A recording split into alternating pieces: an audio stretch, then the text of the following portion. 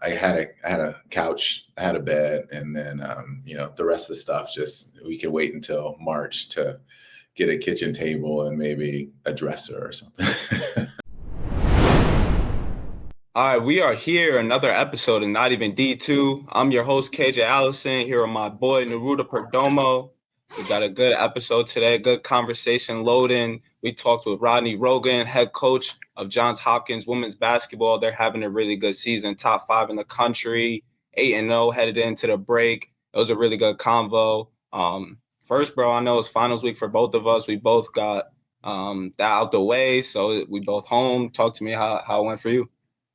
Yeah, bro, solid finals week. Did very, very well in all my finals. I'm really proud of myself. And I got one more semester left until I walk that stage. I'm taking like 8 credits this next semester, so it's pretty light schedule for me. I'm pretty much at the finish line, so feel real good, bro. Gonna enjoy this break. What about you?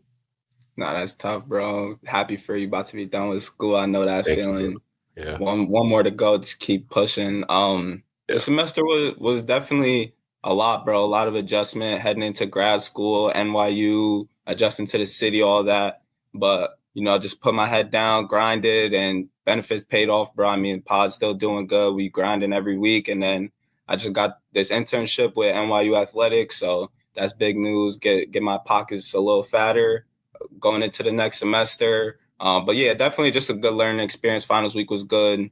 Definitely a humbling experience being at NYU. I definitely recommend people challenging themselves if they debating grad school, even for you, bro. I know you might be thinking that route. Definitely recommend it, bro. It's a good learning experience for everybody. Sure. But we recording on Tuesday, and last night, NBA was fire. I mean, Rockets Nuggets was super good. I don't think either team got a stop in the second half. Joker and Sengun going at it was crazy. And then the Pistons slowed down the Celtics. They picked up a big win. What else happened last night? Cooper Flagg had his career high with 42. Jazz let up another. If you play in the Jazz, just expect the score to be in the 130s. But good overall. Ja Morant barely played last night. Cam Spencer took his minutes. A lot going on. I know I saved the best for last. I know you want to talk about the Spurs being the Thunder. That Ruda was hype about that. So just talk to me about I was literally rooting for the Thunder. Like, what you jacking about the league though right now? It's definitely in a good place, bro. I was saying though that I was literally rooting for the Thunder to beat the Spurs. Like I'm tight that Wemby is talking crazy about Chet because Chet is such a nice dude and he be chilling, bro. He don't be like he be on that, but he don't be like talking crazy like that in the media. So Wemby going at him, which I didn't really feel like his comments were super cool. But NBA is definitely in a good place, bro. There's a lot of great teams. I mean, we think about the Knicks and the Spurs playing tonight. I can't wait. The biggest Knicks-Spurs game since the 99 finals when we unfortunately lost to the Spurs. But super excited to watch it tonight. I mean, you mentioned the Pistons. They on a roll right now. And I feel like one thing I want to say with the Pistons, everyone's been kind of talking about trades that they may or may not need to do. And I feel like maybe they get Jaden Ivey, they try to move a piece here and there, but I wouldn't be mad if Trajan Langdon didn't make any moves at the trade deadline because I feel like the Pistons are a group where the chemistry is so good that if you take out one of the pieces right now this season, then they might not be as good later in the year, just because they're clicking on all cylinders and everybody know their roles perfectly. But NBA definitely in a good spot, bro, and I can't wait to watch the rest of the year play out.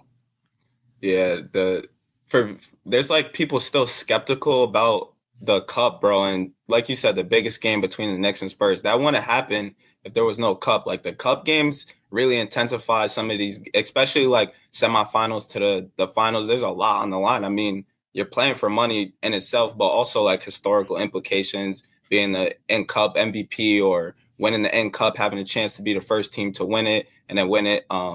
The NBA finals, like I know that was in my mind for the Thunder. But yeah, like you said, with the trading aspect, I feel like the Pistons shouldn't do anything just because like Ivy's coming back, let him get adjusted. If you really want to move him after the season, that's fine. But also like your ceiling moving Ivy probably doesn't change that much. So I don't see the the true that, like, I don't think they're gonna win a ring just because they get rid of Ivy and maybe get like a pick and another role player. But their bench is really good, bro. I know you like Javonte Green. Ron Holland's been playing good.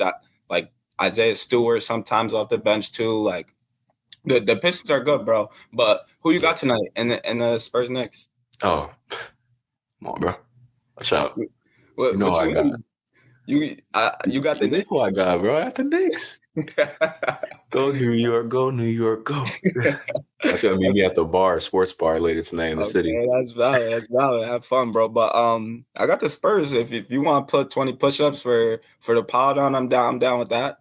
I bet. Shake. Yes, sir. But yeah, let's talk about this episode with Coach Rogan. We recorded this a few weeks ago, so stats might be a little out of date when you listen to the conversation. They 8-0 now though, and their scoring margin's right behind NYU, and it's hard to be right behind NYU. NYU scoring margin like 50 plus. They're behind with like 30 plus. They just won by, I don't even know, it's like 93-28 or something, bro. It's going crazy. And Coach Rogan's a good coach, bro, because you'll hear it in the episode, but also it's not just a fluke. Like Johns Hopkins, they didn't have the best women's basketball narrative before he got there, and now back-to-back Sweet 16 appearances. They bound to make the tournament again. And then like his Rhodes experience, another team that didn't have much success, and then he jumps in and they win conference championships back-to-back.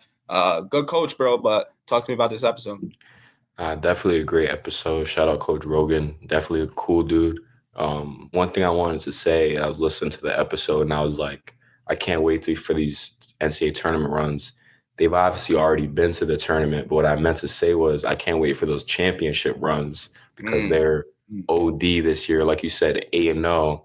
And he's built a perennial powerhouse at this point. I mean, I think you mentioned that maybe before he got there, they didn't have the notoriety for the women's basketball program. But like you said, I'm pretty sure they made the Sweet 16 last year. And now, they're 8-0 this year. They should go far. So we'll see what happens this year for them, bro. But they're well coached. Coach Rogan, he has a track record of building up programs and having good cultures.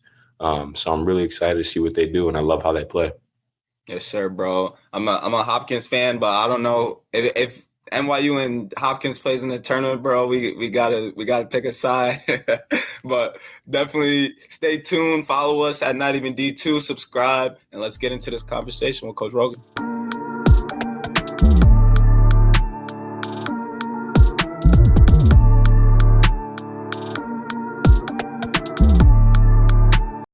All right, we are here. Another episode of Not Even D2. And today we have Coach Rogan, head coach of Johns Hopkins women's basketball. How you doing today, Coach? I'm doing all right. It's a good, I think, Thursday morning here in Baltimore. So excited, finishing the semester strong, but nice to join you guys this morning. Yeah, appreciate you getting on. Coach said he thinks it's Thursday. I'm wondering what's going on over there. You know how it goes. Not for sure. We're definitely excited to have you on the pod. It's going to be a great episode, Coach. First question, I was kind of wondering, so you came from Rhodes College, and if I'm not mistaken, Rhodes College is down in Tennessee. And when I hear anything about the South, I hear a lot about this Southern hospitality. So I got to hear about this. And then when you moved to Baltimore and how different the two places are now. Yeah, it came from Memphis, Tennessee, to Maryland here. So I'll tell you, it's kind of funny. There's some similarities, I think, within the cities here. I guess Maryland or Baltimore at least has a little bit of a kind of a Southern feel in some regards, where Memphis, there's the different areas down south, but it's definitely, I think, a city that, like, there's a lot of good food options, and I think it has a lot of character. So there's some similarities, but it's definitely been different just being in this region, with just the whole kind of northeast area that's more accessible than when you're kind of out there in the island in Memphis. But definitely some differences. But I'm enjoying the food in both places. When you were in Memphis, were you getting to any SEC games? Ole Miss is over there. I know they go hard for football. So was that your vibe or not really? When I was in college back in the day in in Mississippi, then I was able to go to a few of those SEC games. And that's a completely different world. I don't know if you guys have ever been to one of those SEC football games, but been to like Ole Miss and LSU. Like that's something I was like, this is insane. Like the way people go out for the tailgates and the whole environment. So it's definitely football. We would have a lot of our players would go on the weekends before we started practice, go like the Tennessee games or Vanderbilt or Georgia. So that's a very big part of that culture for sure. So I was able to get into a little bit. But once I graduated, I wasn't really going to those those games. Yeah. Another thing I was wondering, I don't want to talk too much about it. I'm sure you've told enough people, but I know that you got to Hopkins like in August. So that's pretty unique for a head coach to just like get there and you're right into workouts, the season. So if you could just explain a little, I watched a news clip of you saying like you didn't really have furniture when you first moved in. So just talk about that abrupt process getting to Hopkins. Yeah, it was kind of late in the game to be starting a new job, moving to a new city that you've never been to, except for the interview. So it was definitely something that happened really quickly because you get into it and it's, basically I didn't actually get here until like August 31st. So we're already into September by the time I actually move up here. And but then we got the 8 days now, so you got to get those scheduled. You have players who have been looking for a head coach for a while, so there's a bunch of questions, and like I don't even know where I'm going, and figuring everything out with Hopkins. So it was just hit the ground running. So focus on what was important, and that was getting to know the players, build a relationship with the players, getting assistant coaches. And so, you just can jump right into it with figuring out what this team is like. Cause the players are all new to me and trying to make sure we're playing to their strengths, but also I thought we could have wanted to do a little bit different style than they had before. So it was just heavy into it and we were able to be pretty successful that year. And so, I had a couch, I had a bed, and then, the rest of the stuff, just, we could wait until March to get a kitchen table and maybe a dresser or something. It's crazy because with coaching, like it's always a quick turnaround. Like you never know when jobs open up or they will call you for an opportunity. So you got to be quick on your feet. I'm wondering too, when you first got to Johns Hopkins, was there anyone in the athletic department, maybe just the school in general, that really helped you along with this process? And, just a big brother, big sister, whatever it may be. Yeah, the coaches were very helpful. The volleyball coach, Matt Troy's at Elon now. He was very helpful. Field hockey coach, actually it came from Rhodes prior. So that was that connection with people that we both knew to help. And then, Coach Kane, I got on the phone with him pretty early because he was about 5 or 6 weeks ahead of me in that process. So he at least was able to let me know what was going to be happening, at least initially, as we get into it. And our SWA, Nikki Betts, was great too. So a lot of support and people understanding that, like, all right, this is a lot going on very quickly. Let's make sure that we can at least help as best as we can. But you're right, when you have those opportunities, there's no timetable for it. And so you kind of have to hit the ground running and just be adaptable and know that things are going to come at you, but you just have to kind of roll with it. Yeah, shout out to our guy, Coach Kane. We had him on the pod, I think like a year ago now, right, Ruda? Something like that, but definitely a good coach. You got like it shows why the athletic department, and we'll talk more about this, but you guys are always really good. So it's showing like the connectivity. They were all open arms to you. So yeah, that's big time. Let's dive into a little bit of Johns Hopkins though this season. I want to hear about it. So last 2 years, you guys been really good, back-to-back Centennial regular season champions, back-to-back making the tournament, Sweet 16 appearances, lost to Scranton both years, but right now you guys are undefeated, 7-0, just coming off of a win. You guys are playing really good defense, all that, but I'm just curious what the vibe in the locker room is because D3 is super good right now. I'm curious if you're following that, like Scranton beat Pitt, NYU's 69 game win streak. Like there's a ton of storylines. Smith is always really good. You guys are good. So just what's the vibe and how you get your girls or the team prepared for, we're probably going to be playing in March, but you got to take it day by day. Yeah, I think you said it. It's definitely a day by day thing, and I'm someone who just I can't allow myself to really look ahead. I think, whether it's superstition or just like we have to get better every day. And I think that's the belief that I have. So that's what we try to put forth to the players. I think they're very excited. I think with each day, the belief that they have in themselves grows. And I think that's definitely a big part of being a player. You have to believe that you can accomplish those things and reach those heights. And so I think that's what we work to instill in them. But yeah, the Division III women's basketball is I think is at a really high level right now. NYU is, until someone beats them, they are what they've been, just a kind of a dominant force the last couple of years, but obviously they've been at near the top for a while. Scranton, great program. We were there last year, I guess. Yeah, the first year we played them, it was at NYU. The last year it was at their place. We had a lead in the fourth quarter last year, and obviously they were able to pull away. And you've seen what they've done this year. I mean, they're very talented and they play so well. They're so well coached, and you saw that with them beating Pitt, which is kind of crazy. And then we were able to beat the Morgan State here, the Division I, one of the Division I's here. So I think you have players who have high goals academically and athletically, and they find their places.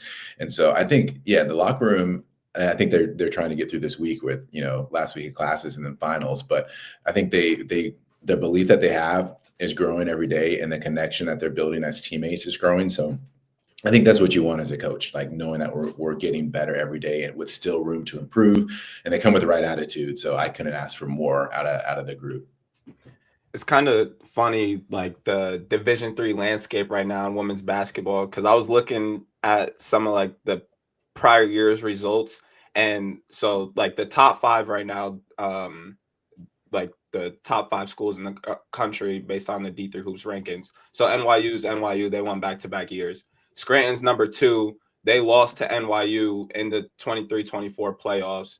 UW Oshkosh is number 3. They lost to Smith back-to-back years in the tournament. Smith is number 4, and they lost to NYU back-to-back years in the finals. And then you guys lost to Scranton. So it's like that top 5 is all just seeing each other in the tournament. So it's building like great rivalries when we get to late season March. But definitely something to talk about a little later. And right now I'm curious, like you talked about how everyone has high expectations, but that's a thing in Johns Hopkins, like the athletic department. You guys just won the Directors Cup 2 years ago. So there's obviously high expectations. It's a nationally known brand. So how did that change like your process, like instantly getting there, or how you go about your job day to day? Like it's not when you take a job, it might be okay, we have a month to do this, and then the next month I'm going to focus on this. But yours is like, no, we got to compete in March. So just talk about that.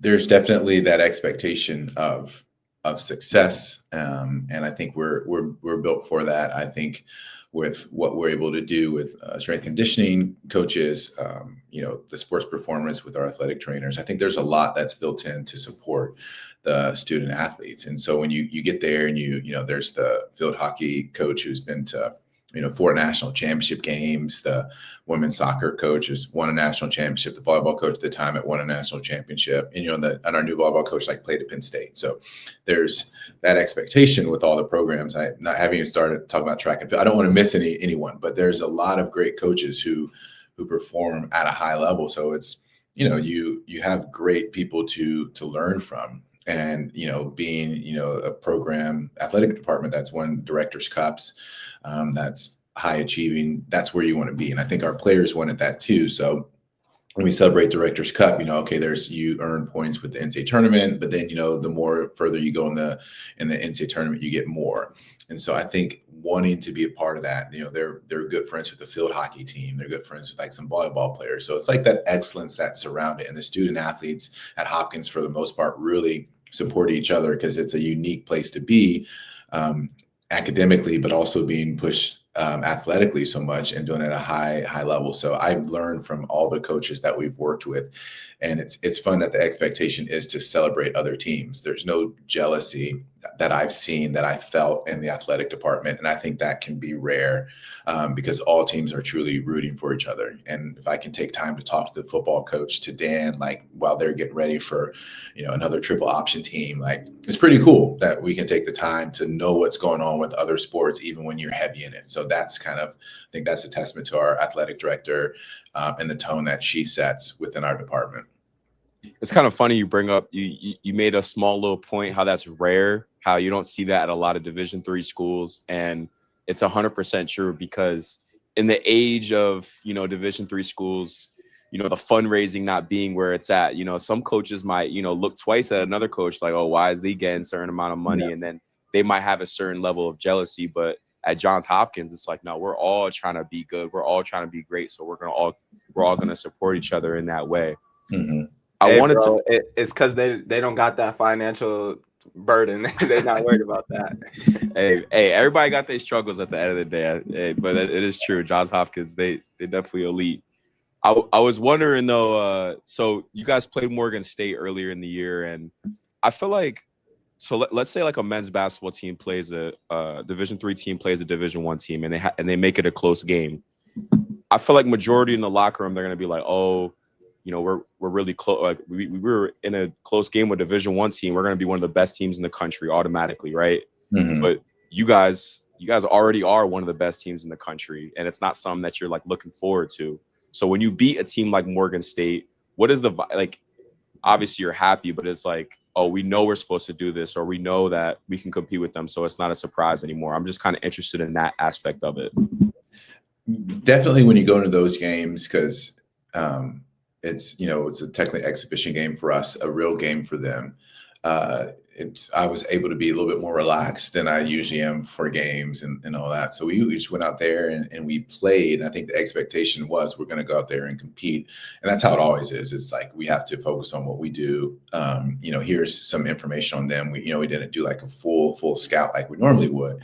And so you go in there and you start off, pretty good. I forget what the score is after the first, but then at halftime, we're up 27 points. So it's a little bit, it was interesting. I thought we would be able to play some good basketball. I wouldn't say I expected us to be up by that kind of wide of a margin at halftime, but you definitely go in there with the idea, and that's what we try to be consistent with, that, hey, we are, we are Johns Hopkins women's basketball. This is what we expect. This is what we're going to go out and do. And however it works out, we want to be proud of our effort and execution. So I definitely think it was something that maybe opened our eyes up even more to know that, physically and the things that we do, we play a lot of people as well.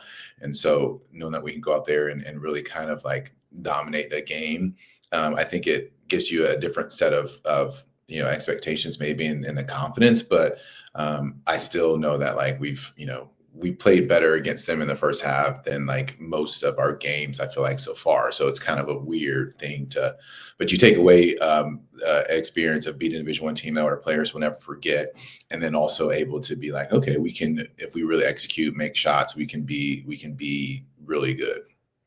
No, it's definitely a cool honor to have that, especially it's coming off the heels of Scranton beating, Yes.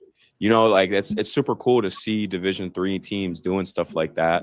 And you talk about this culture that you guys have. I want to hear a little bit more about it, the culture of being prepared to play, executing at the right time. Like I want to hear about all this stuff and how you developed it kind of over the years. Number one, I guess, I think I want our teams always to be disciplined and to play hard. If someone comes and watches one of our games, I never want anything that just is like that kind of disgusting lack of effort to me. Like it can't happen. Like and you see that sometime. And I would never want folks who come watch and support or anything like that. And it's not even about them, but you have to give maximum effort. And I'm not interested in coaching effort.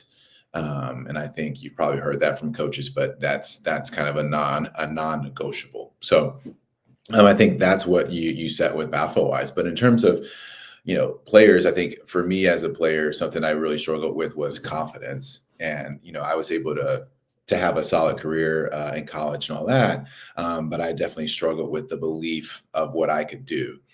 And then I've learned from even some of the Division I players I've coached. The best player I've coached, we, had a conversation. She was like, she never really believed or understood like how good that the whole team could be, and maybe whether it's that's getting the NCAA tournament or winning the Summit League. So I think between that and I did some, I used to be with point guard college, PGC basketball, and, confidence and the mindset is so important. So we really try to focus on that and build the confidence of our players, because they're going to be so hard on themselves. And we're trying to get them to believe in themselves. You need to be, you're your own biggest critic. You need to be your biggest fan. And I think that's something important. And knowing that the coaches have belief in you, you need to believe in yourself. And that's what we try to do. I think obviously the basketball stuff matters, but if you can have effort, discipline, and kind of a growing confidence with what you do, I think you can compete at a high level. So those are kind of like the base, standards of what I want in a program. And then, I want to enjoy working with the players and the coaches, every day. So I don't want to show up with a bunch of people I don't like who are miserable. We're all miserable from, October to March. That's kind of crazy. So we want to create an environment where it is hardworking, but it's fun, and you can have those moments. And I want their personalities to shine. It's anything that can help you get through, a season, feeling good and confident is what we try to really hone in on. Yeah, that's special. I mean, all of those surrounding factors lead into the confidence. Like, you want their personalities to come out. That's gonna make somebody feel more confident about themselves. I'm not saying you don't care about it, but you're not gonna get mad at them for making a mistake as long as they're playing hard, and that's gonna make them play a little bit more free. As long as I'm playing my hardest, it's whatever. So you can see why your culture is pretty strong. And I want to hear more about your defense, because right now is one of the best things about your team is top in the country. So you guys are number 3 in scoring defense, 42.7 points per game. That's elite. And then second in opponent shooting percentage, 27.3%. Ruda, real quick, Alfred is number 1 at 27.1%. So that's why I went to school, Coach Rogan. So that was cool to see when I was doing some research. But just talk about your defensive philosophy, how you build that year to year, and why you think is elite right now. Definitely interested, playing percentages. I would love to be even heavier in the analytics side of it, but what a good shot is, and with synergy and stuff, you can see a lot of those things. But I think with our philosophy, it is you're not letting teams get obviously the shots they want, trying to disrupt them, and no easy buckets. Transition defense has to be key. Even while we crash a ton, but I just try to go get the offensive rebound and sprint back. I don't know. You don't need to complicate it, in my opinion. But I think defensively, we want to have some type of full court pressure. It could just be man to man. We have different presses that we'll get into to try to slow them down, but at the same time, speeding them up, if that makes sense. So that's what we want to do. I hate to foul. I think you have to force people to make shots over the top. And so the players understand that. And it's the new ones or freshmen, they leave their feet. They're doing this. They're swiping down, and that's going to get a whistle, and that's going to get me. That's one of the things that kind of probably get me the most hype when we just silly fouls, someone shooting a fade away from 17 feet, and you're reaching there slapping. That's just not smart. It's not discipline. So that's kind of the base philosophy of it. Force people to make shots, and if a team has a whole bunch of shot makers and you got to work. Hopefully they have one person out there that you don't have to guard, or maybe, they will shoot the ball, but it's a lower percentage. It's not what their team is built on. So then you're having this player shoot shots versus the All-American, things like that. But really kind of it's kind of a safe in the sense of we want to be a little ball pressure, be in the gaps, have help when we need to, but really try to pressure people. And a lot of it is we have some very good individual defenders and post players who are physical. Kendall Dunham, Macy Feldman, and Layla Henderson are 3 very, very good. They're great defenders. I think Kendall's Kendall can single-handedly kind of like disrupt the offense with their on-ball pressure, I think. So that's a big part of it as well. But it's definitely like that philosophy of like force people to make shots at the end of the day. And you want them to be tough shots, tough contested twos, not wide open threes, not easy layups in the paint. And so it's not super complicated, but it is a lot of good individual defenders and playing that system and kind of being disciplined. Coach, you said you only get hyped up if someone has like a bad foul, but I'm wondering if your team got a couple stops in a row, if they, they're talking on defense, they're yelling, are you on the sideline with them moving your feet too? Like, are you one of those coaches that's energetic like that? My sideline demeanor, I've always wanted to be like super calm, and I'm not all the time though.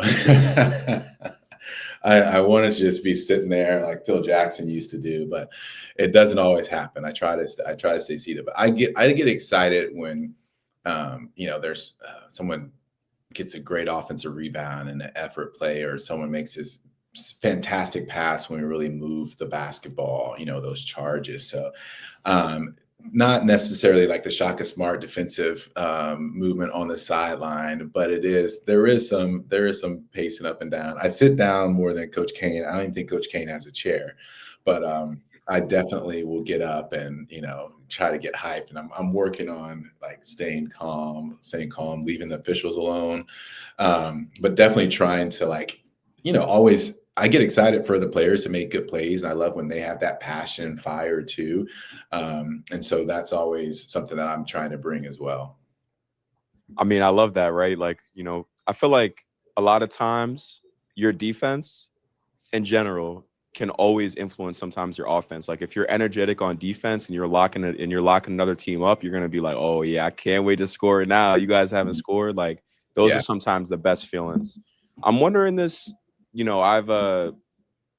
we've interviewed a lot of different women's basketball coaches last couple of months on the pod, but I don't think we've ever asked them like why they decided to get into women's basketball in the first place and why they decided to become a coach. So I wanted to ask that quick question to you, and I'm kind of interested to hear your answer and you talk about it a little bit. I've always been a big fan of women's basketball. I grew up in Houston, and so back in the day when they had the Comets and they were winning those four championships and all that. And so, I've always been a fan. It's never been like, women's basketball with any type of negative connotation for me. So, you kind of start there with that era, like the 96 Olympic team and all that. And so, my sister played in high school with two, like future WNBA players as well. And so you see them like how kind of impactful it was just being on a team that's elite for her. And like, even at that age, you kind of see like the standards that they had. And so that was at Sci-Fair in Houston. And so seeing that, and then I did Point Guard College PGC basketball. So when I'm doing that, you're working with boys and girls, men and women. And so that was kind of my first taste of coaching, period. And so doing that, that's when I worked with the coach that I worked with at Omaha. And so that's how I ended up getting up there. And so I think for me, basketball has always been basketball. And then getting into women's basketball, it was a great opportunity to coach really good players in a different part of the country I never moved in. And so that's kind of how it is for me. I've always had a lot of respect for the game, for the sport. And so I think, when you get into this side of it, and, some people I think have done it, because, it could be considered easier to get a job over there. It's never been that kind of thing for me. It's always been something that I've been passionate about. And so to able to come over to the women's side and really be invested in it. People used to ask me, would you ever go back, especially when I was newer on the women's side. And once I started coaching, I was like, I don't want to go back. I don't need to coach dudes anymore. I'm happy coaching where I am. And so it's never been like a springboard for something else. Like I'm a women's basketball coach and I'm excited. And, basketball evolves. Like, that's why you have some women head coaches who are in the running for the men's jobs. And you would love for it to be just a sport where people are excited about both sides of it. But yeah, I'm a women's basketball coach. I'm really excited about it. I love that answer, Coach. And, I just talk about myself a little bit, quick second, but I really wasn't like invested or really watching women's basketball like that before I met my boy KJ here. And KJ is a really maybe invested fan, whatever you want to say, into women's basketball. And he's taught me so much the last couple of years. And from interviewing people like yourself, it's made me have like an appreciation for it because they have a lot of skill, they play hard, and it's just a great game at the end of the day. It's really not that much different. Yeah, and the game is growing too, and I think you see more of players who are kind of developing that one-on-one ability to create, and I think that's something that the women's basketball game, because it used to be very, in some places, and it still is, but very structured, and the opportunities to play pickup, for them at a young age is not the same. So I think, you're seeing more of the evolution of the skill set, I think, in a more of a free flowing game. And I think that's something that I think has increased over the years. I think the game is continually getting better as it's evolving. 100%. I definitely agree. WNBA is getting better by the year. College basketball has always been really great, both at all levels. But like you said, it's just growing. And, looking at your tenure at Rhodes, right? I feel like, and again, full honesty, I don't probably know too much about the history of women's basketball at Rhodes, but looking at their website, it seems to me like you're honestly one of their best coaches they probably ever had at Rhodes. So just talk about your time there, and what really clicked for the program while you were there. Yeah, being at Rhodes was great. Obviously, it was my first head coaching opportunity, and so the AD who hired me was actually the former women's basketball coach. There's one in between him, Coach Sumsky, who's now at Lipscomb. And so, I was thrilled to be there. We had some good returning players for sure there. And so, we got in, and the first year we went to the conference championship game, and then the team that beat us was in the Sweet 16 when everything shut down. So then knowing we could come back the next year, eventually it was COVID, but we still played a conference season, and we won that tournament there. So that started the 3 in a row that we won. And so I think that taught me a lot, because there's a lot of adversity in terms of like injuries. That the year we were 23-3, we lost our All-American to a knee injury, and then the player who was going to be a player of the year, her senior year, she missed all conference season with an injury, and she came back for like the NCAA tournament, but she had missed 2 months. So I think with those situations just kind of taught me, just like whatever comes your way, there's always going to be adversity, but you can't use it as an excuse. Like no one's going to know that this happened or that happened. They're going to look at what you ended up doing. So you might have 7 healthy players, whatever, you still got to go out there and play. And so, yeah, we were able to have a lot of success at Rhodes. And I think, winning those conference championships, kind of definitely cemented us as one of the best teams, in that era of time at Rhodes. And then, like, again, Matt Dean was really successful there too, winning conference championships and playing in a league that was really tough too, because the DePaul used to be in that league. It was a very spread out league. So I think DePaul, won national championships in that league. Trinity used to be in it. The league was kind of crazy as well down in Texas. So I think we had a great tenure there. It was a quick 4 years, it feels like it, but we definitely kind of left our mark. And I think, that's what you want to do. And the players who played there are very proud of their accomplishments. And so am I. Yeah, definitely got to be proud of what you did, especially like it was I know you don't look at like it's a stepping stone, but it got you to where you are now. So respect to that. And, as like this is our last question, by the way, before we get into rapid fire, but as like a young Black kid, it's pretty inspiring seeing Black coaches. Like I always give a nod to them when they get a head coaching job, especially at a crazy institution like Johns Hopkins, or we talked with Coach Carrie Moore at Harvard. So it's like, I told her this too, like it's inspiring in a way. So just talk about like your advice you'd give to not just Black kids, but any young coach trying to, get their foot in the door, get a head coaching role and grow in the coaching ranks. I appreciate that. Yeah, it is something that I think, me personally, I'm just, trying to, do my job or the best of my abilities and be in these spots. But you also realize when you're, at a place like Hopkins or even Rhodes, if you're maybe the only, Black head coach at a lot of these places and all that. And, it's something you don't maybe think about, but then you realize that for maybe the student athletes or even some of the assistant coaches there, it's something that, it's impactful, and it's impactful in Baltimore as well, wanting to get the community and maybe being in that spot where someone who looks like me hasn't been there before. So, I think that's something that, you think about, and you appreciate the impact that it can have on people, even if you just feel like, hey, I'm just me. I'm just trying to coach a little bit. But yeah, for folks who want to get into coach, I think it's definitely important to show interest in, coaches, and try to learn as best as you can. Like, I think, I don't even like to talk about myself, but I'm enjoying being here, talking to you guys and all that, but showing interest in coaches and trying to get to practices. Like, I still go to coaches practices. Division I coaches are always great about letting me go to their practices and learning from them. And so I try to do that as well, just to see what's different. Because, if you're in your own gym all the time, you might not know what you like to do. So I've been able to go and pick up drills from, I went to like Nebraska's practice last year. So I was able to pick up some drills and stuff that they do. And so that's just something that I think it's always good to do. You show interest in people and what they do.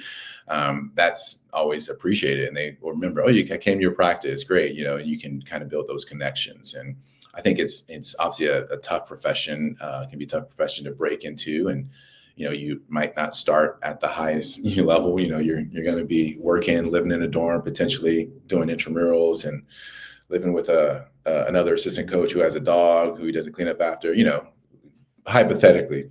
But I think it's important, to try to just build those connections organically. And if you're someone who is a good networker, I think that's always to your benefit. But that's not how always, people are. I wouldn't say I've been great at that, but, you kind of just put your work in. A lot of it is just like a luck of the draw, I feel, almost. But I'm glad that I've been able to stay in it this long at this point. But I think that's like what you can do. Just try to make those connections, genuinely show interest in people. And obviously work on building your craft, whether that's coaching AAU or doing skills training, all that I think matters. No, I love that answer, Coach. And I love that question too by KJ. So I appreciate both y'all perspectives. And, I'm really excited to see the future of Johns Hopkins with you at the helm. You're a great coach. You've accomplished a lot, but there's more to come for sure. I'm excited to see those NCAA tournament runs coming real soon. But Coach, we got rapid fire. You ready or no? Yeah, I think I'm ready. All right, let's go. All right, so first rapid fire question I got for you.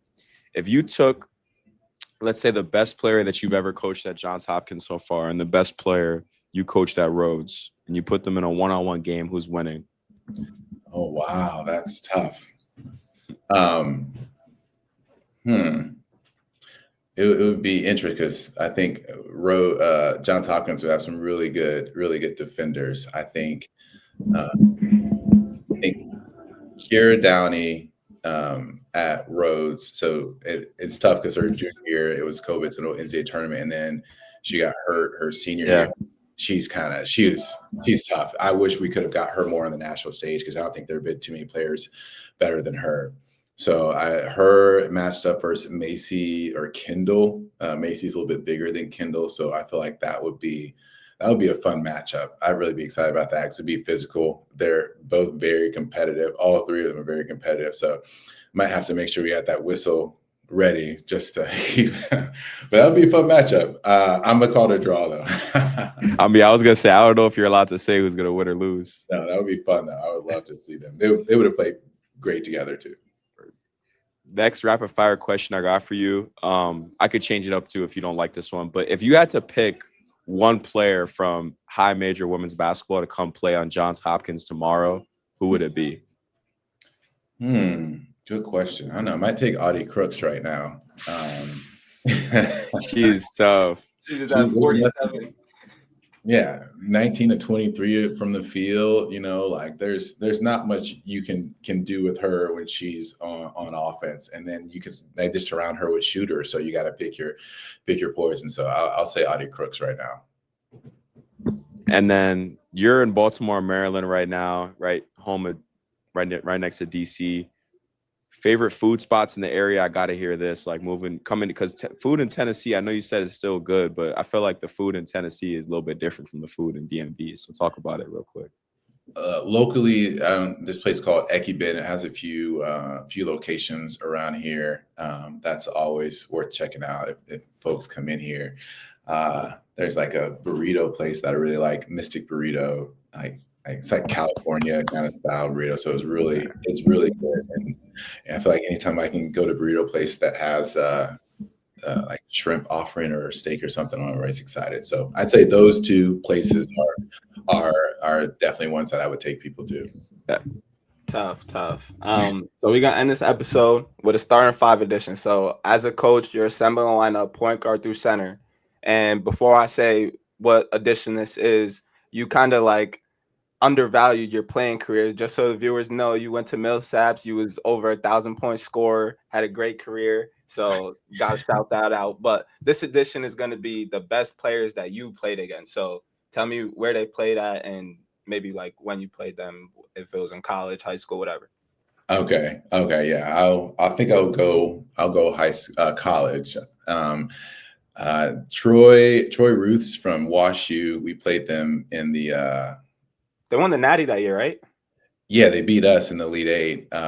We were up 9 at halftime. No big deal. That hurt, doesn't it? Still today. Still does. So yeah, he was really good there. It's Mike Moore from DePaul in Indiana. He was a little guard who was just really tough. Our guards were really good defensively, but he could give them fits as well. My freshman year, we played Trinity out of Texas. They went to Elite Eight that year. We somehow beat them my freshman year. And there's this guy like Peter Murray, who's just this physical, like 4. They were huge. They like start like 6'5" across the board up to like 7 feet. He was really good there. And then Matt Nestidi, guard at center, who was just that was our conference rival. That was tough. How many have I named? 3? Yeah. You got 3, yeah. 2 more. Who else then? There's you can put yourself in it too if you think you I'll should. Put my teammate Edric Montgomery. I'll put him in there. He was 6'5". He was like the state champion in 100, 200 in Mississippi, and just a rebounding like machine. He was tough, and so I'm glad he was on our team. Didn't have to go against him. So he was really good. But if I could put myself, I will. But then there's this one guy who gave me like fits. I could usually get to what I wanted to do, but this guy Matt Jacobson from center, just a really good defender. So looking at it that way, guys that we played against that were really tough throughout like the career. So spanning from my freshman year all the way to my senior year. So that would be my starting 5. Nah, that's a tough lineup. Definitely gotta love coaches reflect on their playing days. I gotta see some film if there is any. It was fun. We had a lot of folks who played fast. I watched some of it a few years ago, and we were like very few shots were shot past like 22 seconds on the shot clock. So I was like, oh, we were really getting up there. So it was a fun time. We definitely had some success. It was really competitive basketball for sure. So I try to bring some of that. I was more chill as a player than I am as a coach, which is kind of interesting. That's tough, but that's going to do it for another episode of Not Even D2. We definitely appreciate you getting on after a game, and good luck the rest of the year, Coach. Appreciate it. Thanks for having me on. Good to talk to you guys. That's going to do it for our conversation with Coach Rogan. It was a lit conversation. I mean, great coach, and I feel like his future is just on a linear trajectory path, because like Rhodes, boom, conference championships, got out of there. Now at Hopkins, conference championships in the tournament, one of the best teams in D3 as D3 continues to get better. So the future is really bright for Coach Rogan. I don't know if you have extra thoughts before we end this episode. I mean, bro, they beat a Division I team. Like that's super tough. Like, and we've seen a couple of women's basketball programs do that this year, which is dope too. You see the game evolving. But Coach Rogan, he definitely got something special over there at Johns Hopkins for sure. Yeah. So Not Even D2, we're gonna be taking a little break over the Christmas break. So like 2 to 3 weeks, we'll be dropping some rerun episodes. So you'll be able to catch old ones if you haven't listened. Some social media content will be out there as well. We'll drop some merch too. Not released yet, but if you need some merch, during the Christmas break, definitely get in contact with Ruta or I. Coach Rogan, we might have to send you something, but we got to start ending these episodes. We got a little different structure moving forward after the break, but we're going to keep this ending for the episodes where we're just going to spotlight someone that's been on the show, just give you an update on what they did, maybe the week they had, the season that they're having. And it's going to be one a week, but this week, since it's the first week, I'm going to shout out 2 people. First one, I'm going to do Coach Fennelly, Iowa State women's basketball head coach. They're currently ranked in the top 10. I didn't see the updated rankings. They were 10, and then they picked up a big win over Iowa, who was ranked number 9. They're undefeated at 12-0. It says they're still at 10, but I think they'll go up because obviously they just beat Iowa. That's a big game. Coach Fenn, he was excited about this year. We were excited for this year. They got Audie Crooks, who's been hooping crazy, but it just goes to show Coach Fenn is one of the best coaches. I picked them to win their conference this year in the Big 12, and I'm staying with that. Good luck to Coach Fenn the rest of the year. And then the next person, also in the Big 12, we're going to go Melvin Council. And there was a lot of, I want to say hate about Melvin moving to Kansas. Oh, he's not a high major player. He should have stayed at Bonaventure, play with Woj, or, have the spotlight. But he just had 36 on 9 3-pointers, the most ever in a Jayhawk uniform, or tied for first, one of those. But, Melvin's just a dog, bro. I don't have to say too much. He's a great player, and I had to shout out Melvin. Congrats to you having a big week, but keep it going. I know that the goal is much larger than having one good game. So keep going, my boy. But God. Yeah, I mean, I don't know why they kept leaving him open. Like, that's just not a good idea for his first team all conference. Probably shouldn't do that. Good scouting by NC State. That's who they played, right? Yeah, facts. Will Wade thought he was a good coach, man. But yeah, I have 2 as well. The first one, big shout out to the guy, the quote master, Randolph-Macon head coach Josh Merkel. They are 6-0 right now, heading into Christmas break, if I'm not mistaken. Our guy is locked in on making it to the NCAA tournament, winning the ODAC. They violated Hampton City the other day by like 50. Man, shout out to Coach Kimbrough too, but they did them bad. Bro, Randolph-Macon is that this year, and if y'all remember, Coach Merkel was like, I'm trying to figure out a way to beat Trinity. They got all their guys coming back, so I know he's dialed in on them. He might not ever say it or admit it. He might be mad at me for even saying that out loud on the pod, but I know he locked in right now for the tournament. He want to beat them for sure and get that natty. But my next shout out, this is a guy that obviously we met recently, but we've been connected through mutual people. Boo Booey. My boy's averaging 19 a game right now. I'm so locked in on his journey, bro. I want him to make it so badly, and he's been killing. He's been proving himself, and he's been showing up a lot of other, players on the other teams, and just doing what you said Boo Booey can do. Once the ball in his hands, he's nice. So. Nah, facts. I like that though. That we definitely have to keep doing the shout outs. People on the pod, you represent something much larger than just yourself. Now you representing me and Ruta. So that's a lot of pressure. But that's gonna do it for another episode of Not Even D2. Definitely appreciate you listening to this episode. Make sure you follow, subscribe. Like I said, a little break, but make sure you stay in tune with us, and we'll see you when we see you.